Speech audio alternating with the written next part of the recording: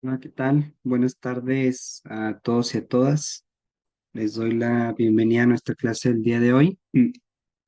Si no mal recuerdo, la ocasión anterior por ahí me conecté un poquito más tarde y ya no alcanzamos a explicar cómo era la evaluación de la clase. Pero pues nada más, bueno, y en caso de que se lo hayamos visto, pues nada más les recuerdo que la evaluación dentro de la materia, creo que en la mayoría de las materias es así, dentro de esta modalidad, pues va a ser a través de los trabajos y a través de los dos exámenes que van a presentar.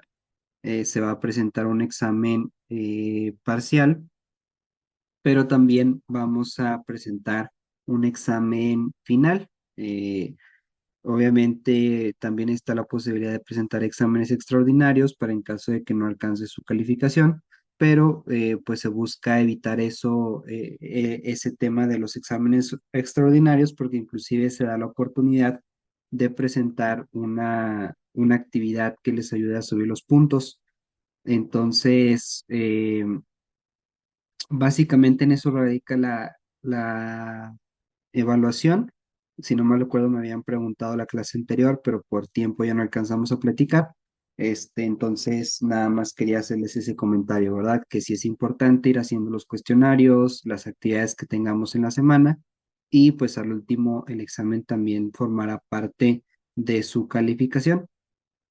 Dicho esto, voy a irles compartiendo la pantalla para que puedan apreciar la diapositiva que vamos a ver el día de hoy. El día de hoy vamos a ver algunos de los modelos de comercio internacional y la evolución de estos modelos. Recuerden que todos estos primeros temas, pues apenas es esta nuestra segunda clase, van un poquito a modo de introducción, eh, porque vamos a ver estas bases y luego vamos a ir enfocándonos eh, ya después, ahora sí, en temas relativos a lo jurídico del comercio exterior, pero primero vamos a ver algunos temas que son en parte teóricos. Eh, Vamos a comenzar entonces con una pequeña introducción en donde vamos a definir el comercio internacional. Les doy la bienvenida entonces a esta sesión en donde ya les adelanté que vamos a abordar lo que es el comercio internacional, su importancia en la economía global y también en cómo los diferentes modelos han ido evolucionando a lo largo del tiempo. El comercio internacional puede definirse como el intercambio de bienes y servicios entre países. De hecho, la definición esta de comercio internacional pues está muy relacionada con lo que es el comercio, pero como en este caso hablamos de un comercio internacional, pues únicamente hacemos esa adecuación, ¿no? El comercio al final de cuentas es un intercambio de bienes y servicios, como hablamos de qué es en materia internacional, pues este intercambio se da entre países.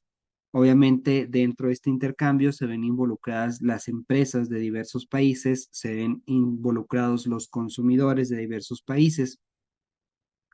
Eh, este fenómeno del comercio internacional no solo permite a las naciones poder acceder a productos y a recursos que no están disponibles localmente, sino que también fomenta el crecimiento económico global.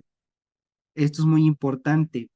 De hecho, considero que precisamente el comercio nació de esta necesidad de los países de acceder a productos que no pueden encontrar dentro de su territorio, porque cada uno de los países tiene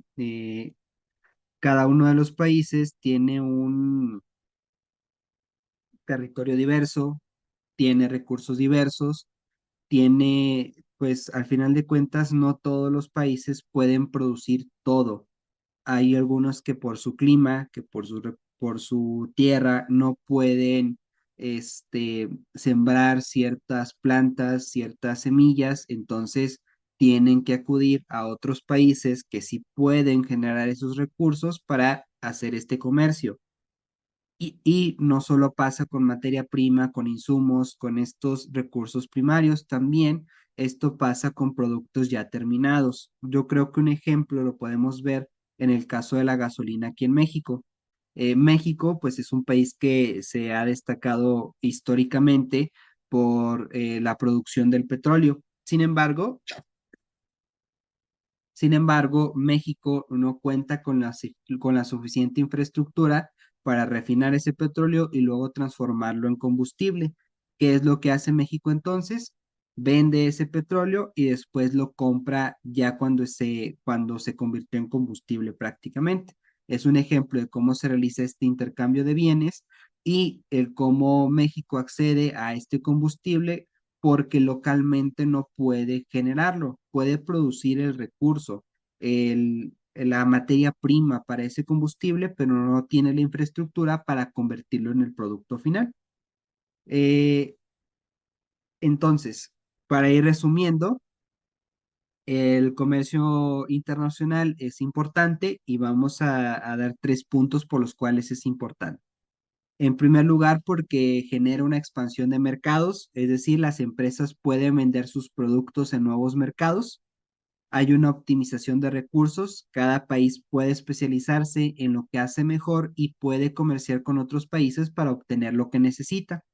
Esto hace más eficiente eh, prácticamente la producción del país porque nada más se va a molestar por producir aquello que sí puede producir, aquello que se le facilita más producir y aquello que no pueda o que no se le facilite, pues entonces lo va a comprar de otros países, pero partiendo de la idea de que aquello que puede producir lo va a vender también a otros países. Y por otro lado, pues hay un acceso a productos variados. Al final de cuentas, este comercio internacional provoca que en nuestro país haya productos de diversos países y esto tiene como consecuencia que todos los consumidores tengan acceso a una gama más amplia de bienes y de servicios. Vamos a hablar pues de cualquier producto, o sea, hablamos de alimentos, hablemos de dulces, no sé, hay diferentes marcas que vienen de diferentes países, entonces los consumidores en México tienen esa oportunidad de pues elegir cuál es el dulce que quieren consumir en ese momento. Una vez que ya fijamos entonces la definición del comercio internacional, que ya vimos cuál es la importancia del comercio internacional, vamos ahora a pasar con nuestros siguientes temas, no sin antes mencionarles que el objetivo de la clase es entender los diferentes modelos económicos del comercio internacional a lo largo de la historia y también el cómo han ido evolucionando estos modelos y cómo estos conceptos se aplican al comercio electrónico y pues en general al comercio internacional. Vamos ahora con nuestro siguiente, bueno, en esta diapositiva les muestro los 3 puntos que les mencionaba, que en ellos resumimos la importancia del comercio. De hecho, se los voy a dejar un momento en pantalla, permítanme tantito, sirve que pueden por ahí observarlos con detenimiento.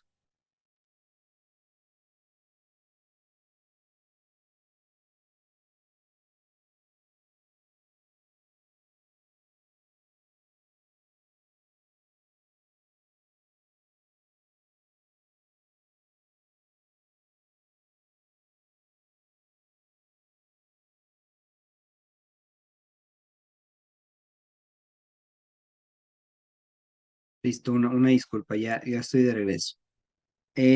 Vamos ahora con entonces los modelos clásicos de comercio internacional. Eh, Vamos a explorar 3 teorías fundamentales para poder entender estos modelos clásicos, que estas son las teorías más importantes. Primero tenemos la teoría de la ventaja absoluta de Adam Smith. Adam Smith argumentó que un país tiene una ventaja absoluta en la producción de bienes si puede producirlos más eficientemente que otros países. Según Adam Smith, los países deben especializarse en la producción de bienes en los que tienen una ventaja absoluta y comerciar con otros para obtener lo que no pueden producir eficientemente. De hecho, esta idea ya la estábamos repasando en el punto anterior en cómo los países deben concentrarse en la producción de aquellos bienes, pues que sí pueden producir. Al final de cuentas, va a salir más caro, va a generar un mayor costo producir bienes que no sea de fácil producción en el territorio que, que importarlos. Yo creo que es más conveniente adquirir esos productos en lugar de buscar producirlos cuando no tienes las facilidades para hacerlo, ya sea por los recursos con los que cuentas o por la infraestructura con la que cuentas. En resumen, Adam Smith nos dice que los países se deben enfocar en aquello que sí pueden producir de manera eficiente. Por otro lado, tenemos la teoría de la ventaja comparativa de David Ricardo. David Ricardo amplió esta idea con la teoría de la ventaja comparativa, o sea, amplió la idea de Adam Smith, que sostiene que si un país es menos eficiente en la producción de todos los bienes en comparación con otro país, aún puede beneficiarse en el comercio o del comercio, especializándose en la producción de bienes en los que tiene la menor desventaja relativa. Obviamente, esta teoría es aplicable un poco a aquellos países que eh, están subdesarrollados, aquellos países que por más que produzcan algunas cosas de manera eficiente, no van a poder alcanzar el nivel de eficiencia que países más desarrollados económicamente. En este caso, obviamente, esos países, a pesar de que puedan hacer un proceso de producción eficiente de ciertos bienes, nunca van a tener ventaja sobre los otros países por el simple hecho de contar con menos infraestructura y con menos poderío económico, con menores recursos económicos. En estos casos, lo que nos dice David Ricardo es, bueno, esos países que se encuentran en desventaja, agarren el bien, agarren los productos en los cuales tienen menor desventaja y especialícense en la producción de esos bienes en los que tienen la menor desventaja. Mientras Adam Smith nos dice, agarra en lo que mejor haces y produce eso, David Ricardo nos dice, agarra en lo que tienes menor desventaja y produce eso. Prácticamente, si se fijan, es la misma idea, porque aquello en lo que tiene menor desventaja los países, pues obviamente es en lo que más se especializan y lo que mejor pueden producir. Parten de la misma idea, pero nos dan una perspectiva diferente. O sea, básicamente nos dan la vuelta a la tortilla y nos hablan de la otra cara, por así decirlo. Ahora tenemos el modelo de Heckscher-Ohlin. Este modelo introduce el concepto de abundancia de factores. Propone que los países exportan bienes que utilizan intensivamente los factores de producción que tienen en abundancia y, por otro lado, importan los bienes que requieren de factores escasos. Por ejemplo, un país con abundancia de mano de obra barata va a exportar bienes que requieren de mucha mano de obra. Vamos a irlo dividiendo por partes para que me puedan entender mejor y para yo explicarme mejor también. Básicamente nos dice aquí, parte de la misma base que ya veíamos, porque si tienes un factor de producción en abundancia, obviamente te vas a especializar en explotar ese factor de la producción. Recordemos que los factores de la producción son el capital, es decir, la riqueza que se utiliza para generar más riqueza. Tenemos también la tierra como capital, perdón, como factor de la producción. Tenemos el trabajo también como factor y pues hay quienes agregan también la tecnología. Eh, por eso les decía, en un país con una mano de obra que es barata, obviamente ese país va a explotar esa mano de obra barata. Inclusive ese es el caso de México. Por ello, va a producir aquellos bienes que requieran de mucha mano de obra porque al final de cuentas esa mano de obra les va a salir barata. Por otro lado, aquellos países que tengan mucha tecnología van a encargarse de producir bienes que utilicen esa tecnología, que sí puedan aprovechar esa tecnología porque pues cuentan con ella. Básicamente eso es lo que nos dice Olin. Él va más allá eh, o especifica más, porque si se fijan es la misma idea, especialízate en algo y eso produce y te vas a especializar en aquello en que eres mejor o en que eres menos peor. Vas parte de la misma base, de la misma idea, pero en este caso la diferencia es que Olin sí nos habla de factores de la producción. Vamos ahora con los modelos neoclásicos y las nuevas teorías. A lo largo del tiempo, pues los modelos de comercio internacional han ido evolucionando para incorporar nuevas realidades económicas. Vamos a explorar las tres teorías más importantes. Tenemos, en primer lugar, el modelo de ciclo de vida del producto, que este es de Raymond Vernon. Esta teoría sostiene que los productos pasan por un ciclo de vida que incluye la introducción, el crecimiento, la madurez y también el declive. En la fase inicial, los productos son fabricados y son consumidos en el país de origen. A medida que el producto madura y los costos de producción disminuyen, la producción se traslada a otros países y el comercio internacional aumenta. Básicamente, lo que nos dice Raymond Vernon es, o más bien, Raymond Vernon introduce a esta concepción que ya teníamos, este concepto del comercio internacional y nos explica cómo llegamos al comercio internacional. Parte de la idea de que todos los productos primero encuentran algún éxito localmente. Obviamente estamos hablando de aquellos productos que ahorita están comerciados internacionalmente, que ahorita son comerciados internacionalmente, perdón. Básicamente nos dice entonces que estos productos son fabricados primero en su país de origen, son consumidos en su país de origen y a medida que tienen éxito, que van siendo consumidos, el producto madura y ahora es más fácil de producir y tiene un menor costo de producción. Una vez que ya es más fácil producirlo, que es menos costoso, entonces ahora sí te vas a otro país a producirlo para que en ese nuevo país lo puedan consumir. Y no nada más en ese nuevo país, sino en países cercanos. Por otro lado, tenemos la teoría del comercio intraindustria, que a diferencia de los modelos anteriores que se centran en el comercio de bienes diferentes, esta teoría nos explica el comercio de productos similares entre los países con nivel de desarrollo económico comparables.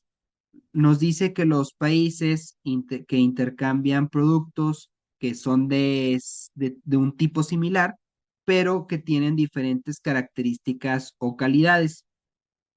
Básicamente en esta teoría del comercio nos dicen que también dentro de este comercio internacional son objeto de la operación comercial bienes que son del mismo tipo, pero que son de diferentes calidades. Por ejemplo, hablemos de chocolates, no sé.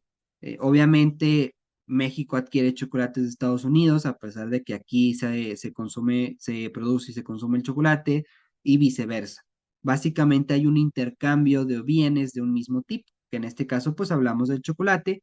¿Cuál es la diferencia entre uno y otro? Pues las características que tienen o inclusive su calidad. Por otro lado, tenemos la teoría de la nueva geografía económica de Paul Krugman. Krugman introduce el concepto de economías de aglomeración, donde las empresas se agrupan en ciertas regiones para poder beneficiarse de reducciones en costo, pero también.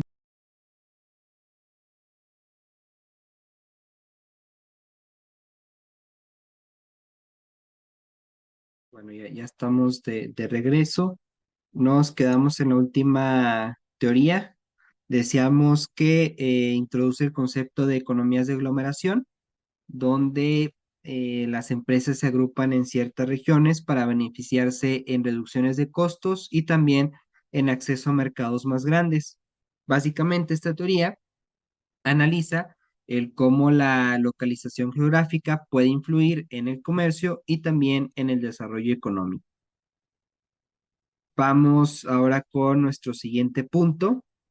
Vamos a enfocarnos un poco en la evolución del comercio internacional en la era global. Para ello, primero vamos a abordar un concepto muy importante o un fenómeno muy importante que es la globalización.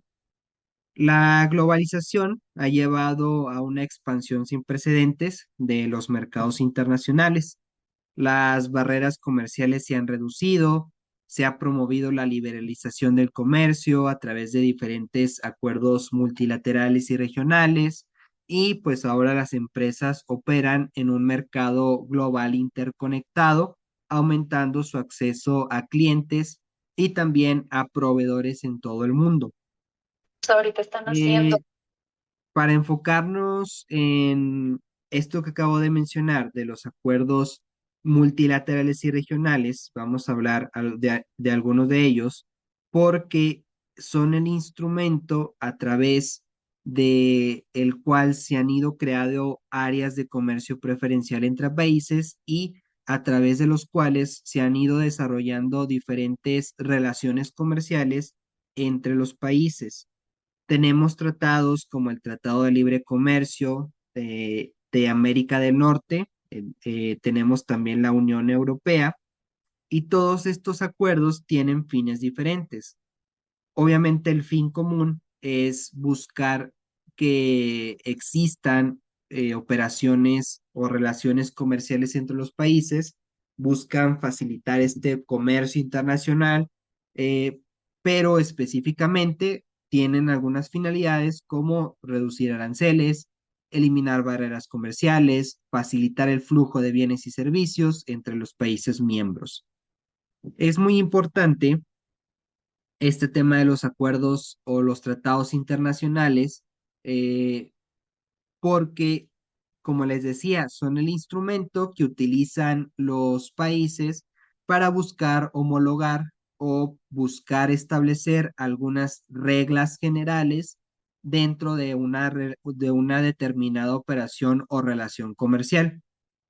Porque ustedes recordarán, como platicamos en la clase anterior, cuando hablamos de una relación de comercio a nivel internacional, la empresa que presta el servicio o que ofrece el producto tiene la obligación de cumplir con la normativa vigente en el país en el que se encuentra, en el país de origen, pero también tiene que cumplir con la normativa del país en donde va a prestar el servicio o donde va a vender el producto o el bien. Entonces, eh, en ellos se involucran muchas normas jurídicas, normas técnicas, normas de sanidad y también normas fiscales. En estos acuerdos o tratados internacionales se pueden llegar a ciertas convenciones acerca de cuáles van a ser las reglas a seguir. Estas reglas pueden radicar en cuanto a los aranceles, por ejemplo, que son los impuestos que se imponen por la venta o compra de mercancías.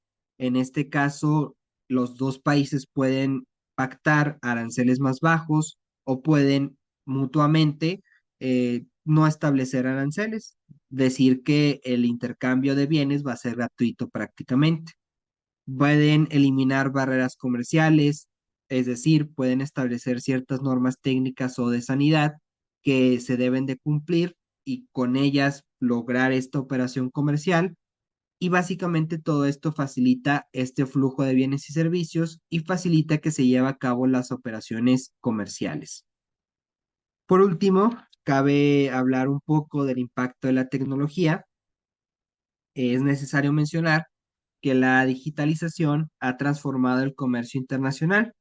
La tecnología de la información permite la automación de procesos o automatización de procesos, el comercio electrónico y también una gestión más eficiente de las cadenas de suministro globales. Los, ahora los consumidores pueden comprar productos de cualquier parte del mundo a través de las plataformas en línea. Básicamente, yo considero que ese es el impacto más grande de la tecnología, que ahora el comercio internacional no exige que exista una sede física en el país en que se va a prestar el producto, sino que pues simplemente basta con que tengas acceso a la plataforma y de esa manera puedes comprar productos. Vamos ahora con los modelos modernos de comercio internacional. En la actualidad, pues, los modelos de comercio internacional han ido evolucionando y se han adaptado a nuevas realidades. Vamos a analizar algunos de estos modelos modernos. En primer lugar, tenemos el modelo de redes globales. Las redes globales de producción y de suministro han cambiado el cómo las empresas operan. Las cadenas de suministro son multinacionales y están altamente integradas, permitiendo a las empresas producir y además distribuir productos a nivel global de una manera más eficiente. Antiguamente sí existía un comercio internacional, no es algo nuevo. Sin embargo, la diferencia entre el comercio internacional que antiguamente se practicaba con el actual es precisamente esto, que el mundo se encuentra más interconectado.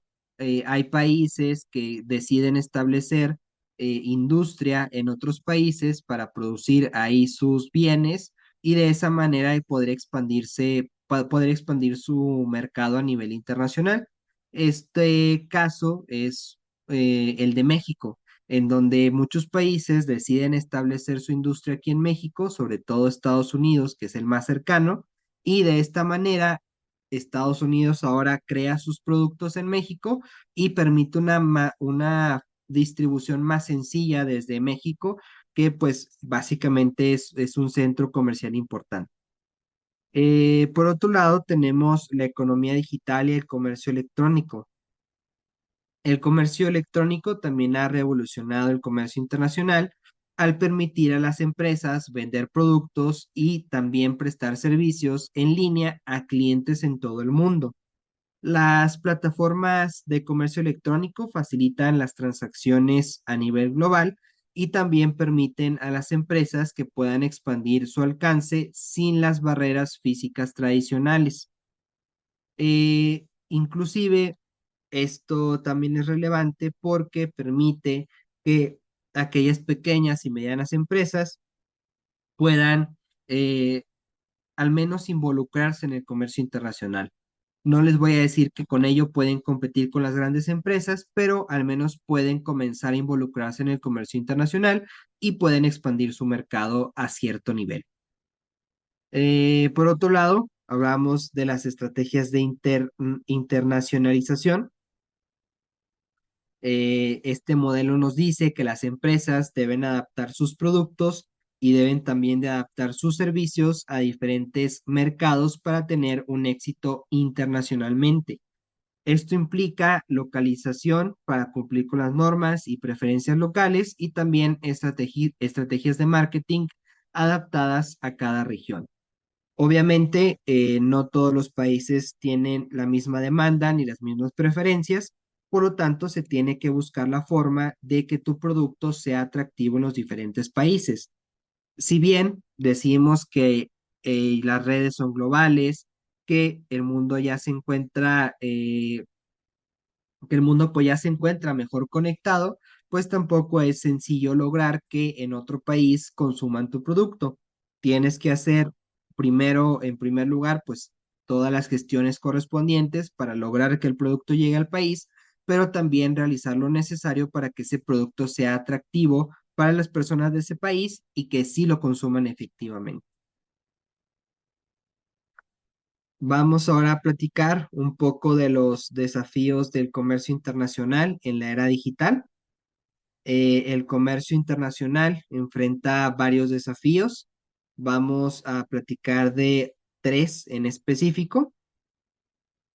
Primero, vamos a hablar del proteccionismo y las barreras comerciales.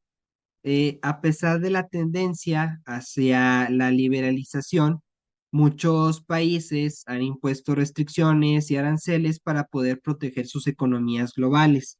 Y este proteccionismo puede afectar negativamente el comercio global y también las cadenas de suministro internacionales. Decimos que estas restricciones y estos aranceles pueden servir para proteger la economía global, la economía local, perdón, porque si aumentas el arancel de un determinado producto, este producto va a encarecer necesariamente. Vamos a poner el ejemplo, no sé, supongamos que aquí en México hay ciertas regiones de México en donde se producen zapatos de piel. Supongamos que pues otro país productor, si no mal estoy, creo que es Vietnam, o bueno, hay países asiáticos que también se dedican a producir ciertos zapatos, y la mayoría de las veces la mano de obra en aquellos países es todavía más barata que en México. Si México se considera un país con mano de obra barata, pues muchas veces algunos países asiáticos tienen una obra de mano, perdón, una mano de obra más barata aún. Eh, por lo tanto, como la mano de obra es más barata, lo común es que el producto también sea más barato, porque implica un menor costo. Entonces, ¿qué es lo que haría México en este supuesto en caso de que algún país quiera introducir zapatos a México? Le va a poner aranceles altos, porque cuando el producto genera ciertos gastos, todos estos costos que la empresa tiene, al final se los carga el consumidor. El consumidor termina por pagar los costos de la producción, bueno, termina por pagar el valor del bien, pero además el consumidor paga los costos de producción, los costos de transporte y paga también los impuestos por comprar ese producto, es decir, el IVA, y también pues aquellos impuestos relacionados con los aranceles. Eh, En consecuencia, el fijar aranceles más altos implica que las empresas van a pagar un mayor impuesto y al mismo tiempo implica que la empresa va a cargarle ese impuesto mayor a los consumidores, por lo tanto, el precio de ese bien va a ser más alto, va a estar más caro el bien. Por lo tanto, eso hace que el precio se equilibre. Si el bien era más barato que el bien local, cuando le aumentaste el impuesto, encareciste este bien y ahora los precios están equilibrados. Por eso se dice que estos aranceles también pueden servir para proteger las economías locales, pero a la vez es una desventaja porque cuando el país ve que le estás cobrando mucho arancel y su producto va a ser más caro y probablemente menos competitivo en el mercado, pues ya no va a tener tantas ganas de comerciar contigo, al menos ese bien. Por otro lado, uno de los problemas importantes también es la ciberseguridad en el comercio electrónico, ya que hay muchos riesgos asociados con el comercio electrónico, como fraudes, robo de datos, violaciones de privacidad. Es por ello que las empresas deben implementar medidas más robustas para proteger la información y también para asegurar las transacciones en línea, para que éstas sean más seguras y no ocurran nada de lo que mencionamos. Otro de los desafíos que se enfrentan es en el caso de las economías emergentes.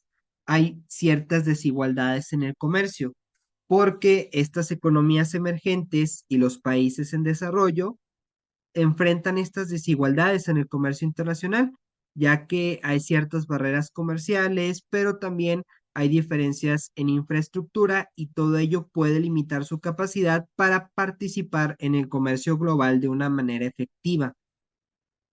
Eh, Prácticamente esto tiene que ver con lo que ya les adelantaba, de cómo el comercio electrónico facilita que las pequeñas y medianas empresas puedan al menos intervenir en el mercado internacional, pero como les decía, estas economías emergentes, estas empresas más pequeñas, no se encuentran en una situación de igualdad con las grandes empresas y no se van a encontrar a menos que pues suban a su nivel.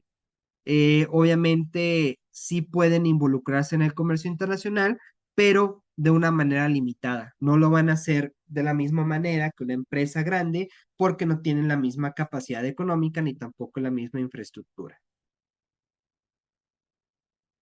Vamos ahora con nuestro siguiente punto, que son las políticas y regulatorias en el comercio internacional. Estas también juegan un papel crucial en el comercio internacional. Primero cabe hablar de las políticas de comercio internacional y sobre ello hay que comentar que los gobiernos implementan estrategias y también regulaciones para proteger sus industrias y para fomentar el comercio. Esto incluye acuerdos bilaterales, multilaterales, como ya los hemos visto, así como políticas de subsidios y de aranceles. Esto último tiene relación con lo que ya veíamos. Ya les comentaba que en los acuerdos internacionales, los propios países fijan aranceles más bajos o de planos, pues establecen que no se cobre ningún tipo de arancel eh, para facilitar el comercio internacional. Por otro lado, los organismos internacionales también forman parte importante de estas políticas y regulatorias en el comercio internacional. La Organización Mundial del Comercio, que es una de estas autoridades y que ya repasamos, establecen, y bueno, no nada más la Organización Mundial de Comercio, sino también otros organismos internacionales, establecen ciertas normas y regulaciones para asegurar que el comercio sea justo y que también sea un comercio abierto. La OMC supervisa la implementación de los acuerdos comerciales, pero también ayuda a resolver disputas entre países. Y por último, pues el impacto del comercio electrónico también es importante ya que las normativas para el comercio electrónico incluyen la protección de datos personales y también la regulación de transacciones en línea. Las políticas deben irse adaptando para abordar los desafíos específicos del comercio digital y garantizar la seguridad y también la confianza del consumidor. Pues es importante mencionarles que evidentemente el comercio internacional es relativamente nuevo. Por lo tanto, no existe una regulación tan estricta o tan abundante respecto al comercio digital o comercio electrónico, eh, porque pues apenas lo estamos conociendo en sí. Obviamente se desarrolló antes la infraestructura para garantizar este comercio electrónico, antes que la ley que lo regula. Por lo tanto, no vamos a encontrar tantas regulaciones, pero precisamente esto es lo que estamos abordando en este tema, que hay que irse adaptando, hay que ir generando políticas y hay que ir generando leyes y reglas para este comercio digital. Vamos ahora con nuestra última diapositiva. eh, Vamos con las conclusiones. Para concluir, pues hemos cubierto una amplia gama de temas relacionados con con los modelos del comercio internacional y también con su evolución. Ya vimos los modelos clásicos, las nuevas teorías y los desafíos en la era digital. Hemos visto cómo el comercio internacional ha ido cambiando, se ha ido adaptando a las nuevas realidades. Y pues en resumen, hemos ido explorando las teorías clásicas como la ventaja absoluta y comparativa, que ya decíamos estos modelos parten de la idea de que los países deben de especializarse en aquello en que sean más eficientes y con ello competir en el mercado internacional. Veíamos cómo modelos más modernos nos reflejan la globalización, el impacto de la tecnología y pues también entre estos modelos y conceptos hemos discutido el comercio electrónico y hemos visto cómo se integra en el panorama global y los desafíos y las oportunidades que presenta este comercio electrónico. Por ahí pude ver en el chat que si la presentación viene en el tema, normalmente no subimos la presentación en la plataforma. De hecho, pues la idea es que se vea el video para que puedan apreciar la presentación, pero déjenme verifico y si hay posibilidad de subir la presentación, pues también por ahí les subo la presentación. Prácticamente esto sería todo por la clase del día de hoy. Si no tenemos nada más pendiente, este, pues ya sería todo de mi parte. Recuerden que en caso de que les surja alguna duda, haya quedado algo pendiente, ustedes pueden comunicarse por medio de la plataforma y pues por este medio les ayudo a resolver cualquier duda que ustedes tengan. Dicho esto, les agradezco mucho su atención y pues nos estaremos viendo en la próxima clase. Igualmente, bonito fin. Muchas gracias.